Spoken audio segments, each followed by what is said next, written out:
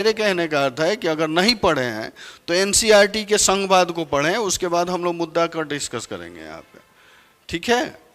यहाँ से डिस्कस करेंगे। प्रस्तावना की अगर बात की जाए तो सिंपल अर्थ में देखा जाए 13 दिसंबर 1946, याद है डेट? 13 दिसंबर 1946 को पंडित नेहरू जो थे ये उद्देश्य प्रस्ताव रखे, कहाँ? संविधान सभा के सामने। नहीं, संविधान सभा के सामने रखें और इन्हीं उद्देश्य प्रस्ताव के अनुसार आप देखेंगे जब उद्देश्य प्रस्ताव किसने लिखा? पंडित नेहरू। पंडित नेहरू कब रखे? हाँ, पंडित नेहरू, जवाहरलाल नेहरू उन्हीं को कहते हैं। नहीं, पंडित नेहरू 13 दिसंबर 1946 को संविधान के सभा के सामने एक उद्देश्य प्रस्ताव रखे। उद्देश्य प्रस्ताव का अर्थ है पूरे संविधान का एक ढांचा, नहीं संक्षिप्त रूप उन्होंने रखा, जिसको हम लोग एक दर्पण भी कह सकते हैं। तो इसको इन्होंने रखा और इस उद्देश्य प्रस्ताव को आपको पता है 22 जनवरी 1947 को संविधान सभा के द्वारा क्या किया गया? एक्सेप्ट कर लिया गया, उसको स्वीकार किया गया। का 22 जनवरी 1947 को। और उसी उद्देश्य प्रस्ताव के हिसाब से संविधान सभा के देखेंगे सलाहकार कौन? BN राव। BN राव ने पूरे प्रस्तावना का अंकन किया, ठीक है? तो इसको बेसिक है, इसको 2 लाइन में लिखें फिर मैं आगे बढ़ता हूँ। 13 दिसंबर 1946, 13 दिसंबर 1946, हाँ 46 को पंडित नेहरू या पंडित जवाहरलाल नेहरू, पंडित नेहरू, हैं? हाँ टॉपिक लिखिए, भारतीय संविधान की प्रस्तावना, उद्देशिका या प्रियम्बल, ठीक है? उद्देशिका या प्रियम्बल, इसमें लिखेंगे 13 दिसंबर 1946 को पंडित जवाहरलाल नेहरू नेहरू के द्वारा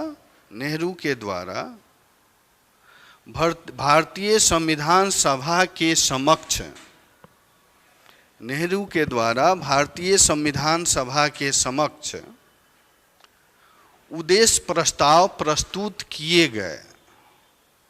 भारतीय संविधान सभा के समक्ष उद्देश्य प्रस्ताव प्रस्तुत किए गए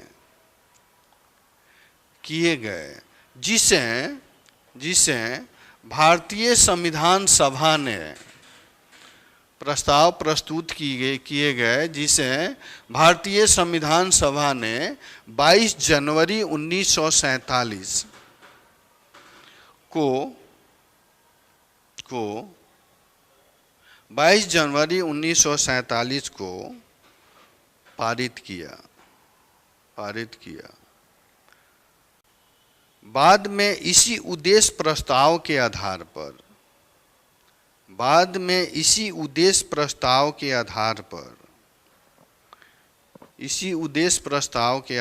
पर संविधान सभा के संवैधानिक सलाहकार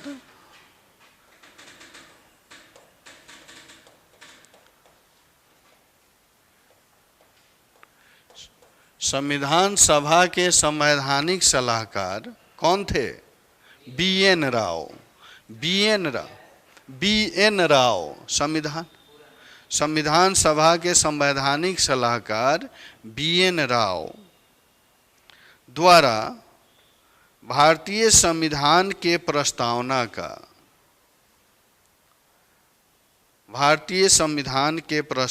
का लेखन किया गया।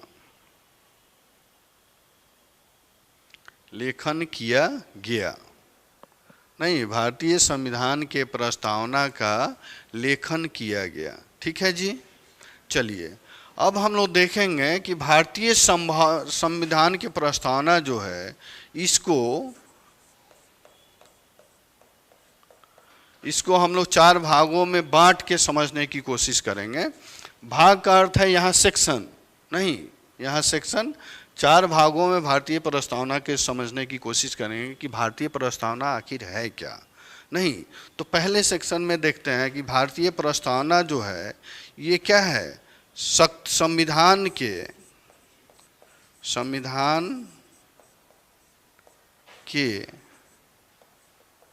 शक्ति का स्रोत है। क्या है? संविधान के शक्ति का स्रोत है। कैसे जी कह सकते हैं? हम भारत के लोग, प्रस्तावना कहाँ से स्टार्ट होता है? हम भारत के लोग का तात्पर्य है संविधान में जो भी शक्तियां दी गई हैं, उसका शक्ति का स्रोत क्या है? हम भारत के लोग, भारत की जनता है, भारत की पब्लिक है। अर्थात संविधान के माध्यम से भारत के पब्लिक, भारत के जनता को संप्रभुता दी गई है। नहीं, संप्रभुता यानी जनता जो है अपने आप में, ये शब्द दिखाता है कि जनता अपने आप में क्या है? संप्रभु है। और उसी से यानी जनता से ही संविधान को शक्ति मिलता है।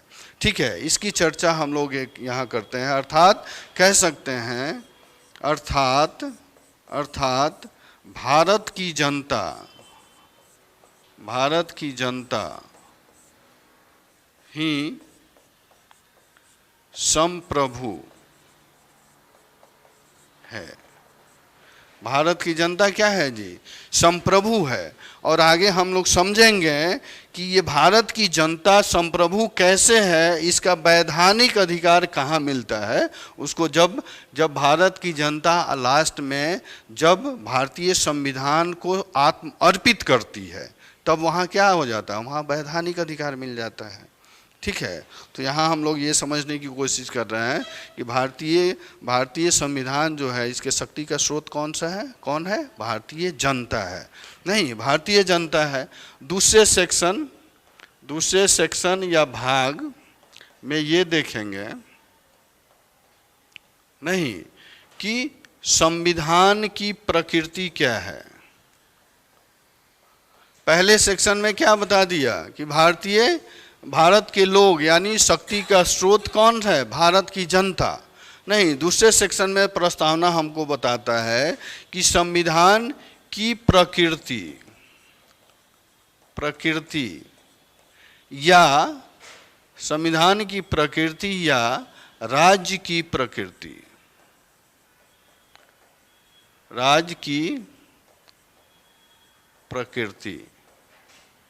क्या है?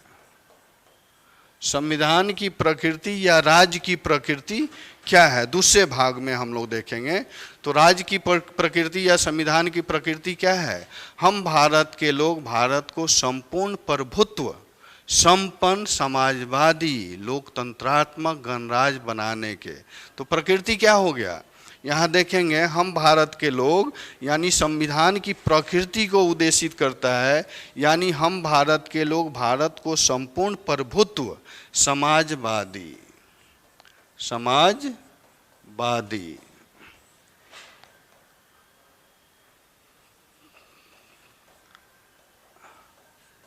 निरपेक्ष, लोकतंत्रात्मक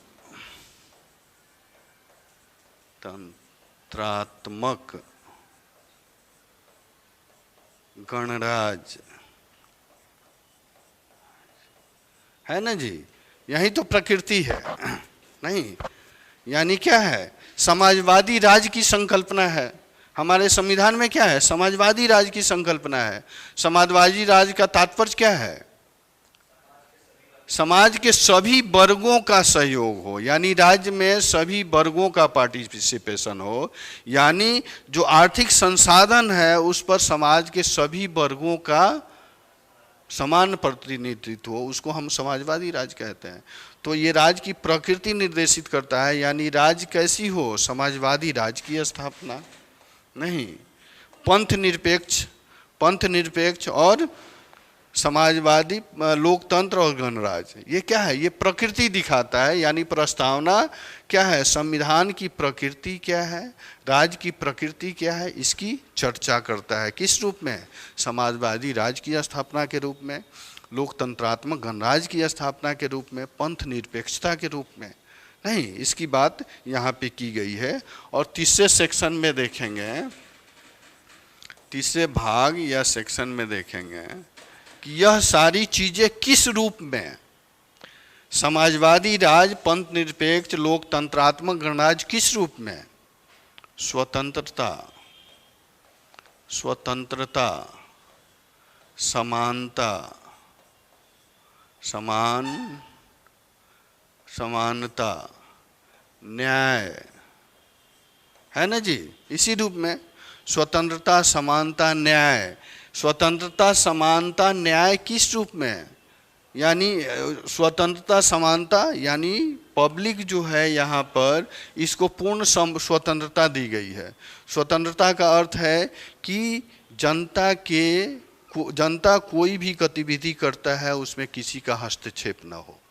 नहीं, आप अगर कोई भी गतिविधि करते हैं किसी दूसरे का हस्तक्षेप न हो, उसको स्वतंत्रता कहते हैं। समानता का अर्थ क्या है? किसी भेदभाव से अलग, कोई भेदभाव न हो, अर्थात यहाँ प्रतिष्ठा की समानता, अवसर की समानता। नहीं, अगर प्रतिष्ठा, अवसर की समानता है तभी समाज में समानता स्थापित हो सकती है। और न्याय की बात यहाँ की जाती है किस स्तर पर? सामाजिक, आर्थिक और राजनीतिक न्याय की बात करता है। नहीं, सामाजिक न्याय का अर्थ क्या है? सामाजिक न्याय का अर्थ क्या है? संसाधनों पर समतामूलक वितरण। संसाधनों पर जब समतामूलक वितरण होगा, अर्थात संसाधन पर समाज के सभी वर्गों का प्रतिनिधित्व होगा, तभी तो समाज को सामाजिक न्याय मिलेगा जी। नहीं, उसके बाद आर्थिक संसाधनों पर सभी का समान वितरण होगा, सभी का समान अधिकार होगा, तभी तो आर्थिक न्याय में सुनिश्चित किया जा सकता है। नहीं, इसकी बात करता है। और राजनीतिक न्याय का तात्पर्य क्या है? राजनीतिक न्याय का तात्पर्य यह है कि राजनीति में सभी वर्गों का समान प्रतिनिधित्व हो। नहीं, अर्थात जो यहाँ पर प्रावधान दिए गए हैं किसके माध्यम से? चुनाव के माध्यम से सभी जनता उसमें पार्टिसिपेट कर सकती है। वो क्या है? और वो रेगुलर इंटरवल पे जो चुनाव होता है, जिसमें फेयर और फ्री इलेक्शन की बात की गई है, उसमें जनता चाहे तो किसी को चुनाव में जिता सकती है और किसी को हरा सकती है। नहीं, कोई बाध्यता नहीं है, तभी तो राजनीतिक न्याय मिलेगा। नहीं, अगर ये व्यवस्था यहाँ नहीं होता तो क्या होगा? तानाशाही व्यवस्थाएं हो जाती। एक बार चुनाव में कोई जीतता और वो फिर वहीं सरवाइव करता। समझ गए ना? हालांकि यहाँ वोट बैंक की राजनीतिक होती है, वो अलग चीज़ है, वो मुद्दा में हम लोग डिस्कस करेंगे। समझ गए ना? जो पैसे वाले हैं या जो पावरफुल हैं, वो उनके माध्यम से चुनाव प्रभावित होता है, वो अलग चीज़ है। नहीं, यहाँ कहने का अर्थ है कि सबको ये सुनिश्चित होगा, स्वतंत्रता, समानता, न्याय। स्वतंत्रता, समानता, न्याय सुनिश्चित होगा तभी तो व्यक्ति की गरिमा स्थापित होगी। किसकी स्थापित होगी? व्यक्ति की गरिमा। व्यक्ति की गरिमा, इसी चीज की बात तो प्रस्तावना करता है। नहीं, और व्यक्ति की गरिमा कब स्थापित होगी बाबू? व्यक्ति की गरिमा कब स्थापित होगी? जब इसको दो चीज मिलेंगे, एक है प्रतिष्ठा और दूसरा समानता। नहीं, अवसर की प्रतिष्ठा और समाज में क्या है? समानता, अवसर की समानता। ठीक है। और यही जो है ये समानता और प्रतिष्ठा जो है, आप देखेंगे ये बंधुत्व के भावना पर काम करता है। बंधुत्व के भावना पर। बंधुत्व का अर्थ क्या है? बंधुत्व का अर्थ यह है भाईचारा, यानी सहयोग के सिद्धांत पे काम करता है। जहाँ भाईचारा की भावना डेवलप हो गई, वहाँ समझिए कि वो सिस्टम क्या है? एक दूसरे के सहयोग के भावना पे काम करेगा, सहयोग करेगा। नहीं तो यही तो सुनिश्चित करता है हमारा प्रस्तावना। क्या करता है? स्वतंत्रता, समानता, न्याय, व्यक्ति की गरिमा। और गरिमा किस स्तर पर? प्रतिष्ठा और अवसर की समानता के स्तर पर। नहीं, अर्थात आपको पता है जब व्यक्ति की गरिमा स्थापित होगी तभी तो राज्य में अखंडता स्थापित की जा सकती है। नहीं, व्यक्ति की गरिमा कब स्थापित होगी? जब प्रतिष्ठा और अवसर की समानता हो जाएगी। अवसर की समानता होगी तो सहयोग की भावना होगी, सहयोग की भावना होगी तो कोई दुविधा नहीं रहेगा, कोई भेदभाव नहीं रहेगा। जब कोई भेदभाव नहीं रहेगा तभी तो राष्ट्र की अखंडता स्थापित होगी, राष्ट्र की अखंडता। राष्ट्र की अखंडता कब स्थापित होगी? जब ये सारे चीज सुनिश्चित किए जा सकते हैं तब राज्य की अखंडता स्थापित होगी, अर्थात सहयोग की भावना, अर्थात जो प्रस्तावना का उद्देश्य है कल्याणकारी राज्य की स्थापना करना, ये सारी चीज़ें यहाँ पूरी हो जाएगी। ठीक है जी, यहाँ तक क्लियर है? यानी सामाजिक, आर्थिक, राजनीतिक न्याय की संकल्पना पर हमारा प्रस्तावना चलता है। ठीक है, चौथे सेक्शन में देखेंगे यहाँ पर भाग 26 नवंबर 1947, 26 नवंबर 1947। ठीक है, 26 नवंबर 1947 को क्या हुआ था? हम इस पूरे संविधान को आत्म अर्पित, अंगीकृत और आत्मसमर्पित कर लिए। यही की है ना जी, 26 नवंबर 1947 को हम अपने संविधान को आत्म अर्पित नहीं, अंगीकृत और आत्मसमर्पित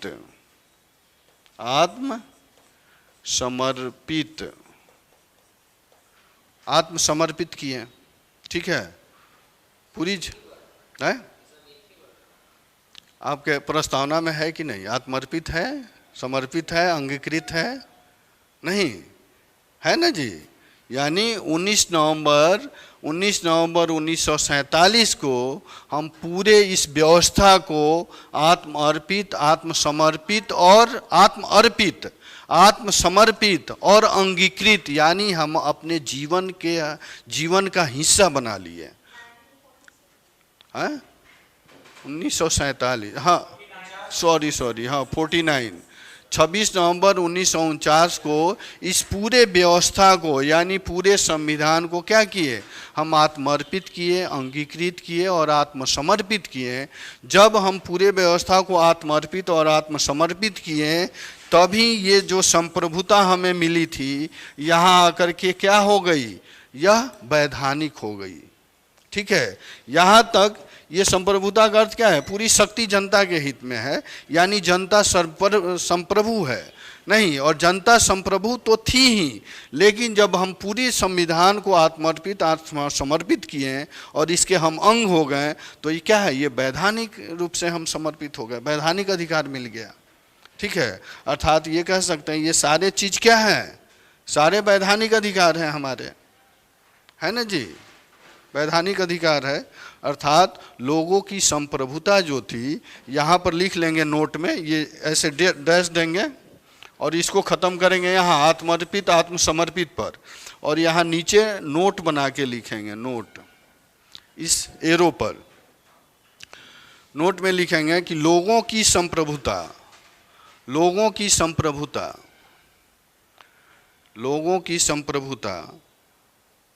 वैधानिक संप्रभुता के रूप में, वैधानिक संप्रभुता के रूप में 26 नवंबर 1949, वैधानिक संप्रभुता के रूप में 26 नवंबर 1949 को स्थापित हुई। 26 नवंबर 1949 को स्थापित हुई। ठीक है जी,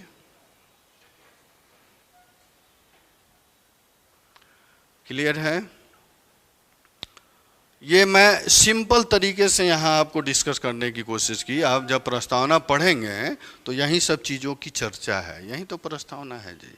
नहीं, इसका व्याख्या हम लोग धीरे धीरे करेंगे समय के हिसाब से। और देखिए यही चीज़ है, एक प्रश्न बनता है कि भारतीय संविधान, प्रस्तावना भारतीय संविधान का दर्पण है, वर्णन करें, है ना जी? प्रश्न सिंपल तरीके से अगर कहा जाए तो यहाँ प्रश्न बन सकता है कि प्रस्तावना भारतीय संविधान का दर्पण है, वर्णन करें। तो हो जाएगा, हो जाएगा। आप लोग कल इस प्रश्न को लिखेंगे, प्रस्तावना भारतीय संविधान का दर्पण है, वर्णन करें। ठीक है जी। कल आप लोग इसको 250 शब्द में लिखेंगे। ठीक है, 250 शब्द में लिखेंगे।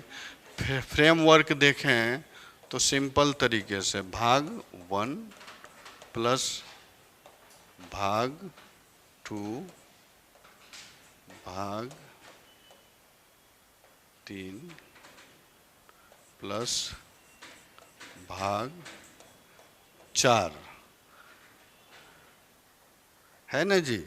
भाग 1 भाग 2 जो हम लोग चर्चा किए हैं अभी, सेक्शन 1 सेक्शन 2 सेक्शन 3 सेक्शन 4, ये सभी मिला देंगे तो क्या हो जाएगा ना, भारतीय संविधान का दर्पण हो गया, है ना। Answer complete. नहीं तो कोशिश करेंगे आप लोग लिखने का इसका। ठीक, हाँ वो A4 साइज जो भी हो, आप 250 शब्द में इसको लिखें। क्लियर है? चलिए,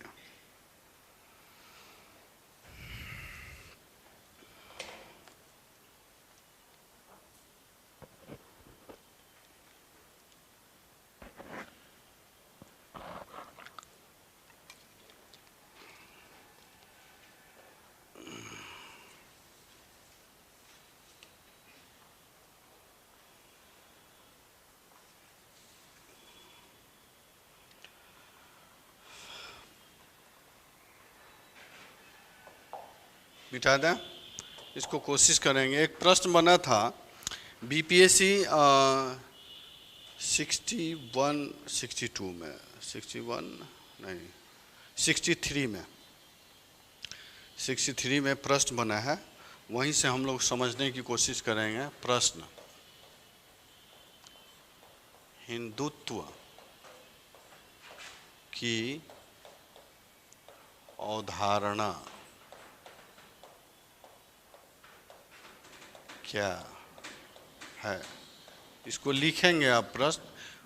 हिंदुत्व की अवधारणा, बीपीएससी 63 का प्रश्न है, हिंदुत्व की अवधारणा क्या है, या हिंदुत्व की अवधारणा से आप क्या समझते हैं। नहीं, हिंदुत्व की अवधारणा क्या है या हिंदुत्व की अवधारणा से क्या समझते हैं। क्या यह धर्म निरपेक्षता बाद के सिद्धांत का समर्थन करता है। क्या है या क्या समझते हैं? ठीक है, कंटिन्यू है। क्या यह का अर्थ क्या है? हिंदुत्व धर्मनिरपेक्षतावाद के अवधारणा को, बाद के सिद्धांत का समर्थन करता है। नहीं, इस तरह के प्रश्न बने हुए हैं। अब सोचिए इसमें क्या क्या इंपॉर्टेंट हो गया। हिंदुत्ववाद और धर्मनिरपेक्षतावाद, नहीं, दो चीज को अगर समझेंगे तभी आप लिख पाएंगे। अब इसमें दुविधा हो जाएगा हिंदुत्ववाद है क्या, तो पहले हिंदुत्ववाद को समझना पड़ेगा। अब देखिए इसमें पॉलिटी है कि दर्शन भी है। दर्शन आ गया ना जी, नहीं पॉलिटी का प्रश्न है बाबू, क्या आ गया? दर्शन आ गया। नहीं, अगर दर्शन को नहीं समझे हैं तो प्रश्न कर ही नहीं सकते, हमें है ना। तो इस तरह थोड़ा को रिलेट करना पड़ेगा तब प्रश्न पकड़ाएगा, समझ गए ना। चलिए इसको हम लोग समझने की कोशिश कर रहे हैं, थोड़ा मिटा दें। इस प्रश्न को समझने की कोशिश कर रहे हैं कि कैसे लिखेंगे। दो चीज़ें हैं, पहले हम लोग समझेंगे पंथ निरपेक्षता बाद पंथ निरपेक्ष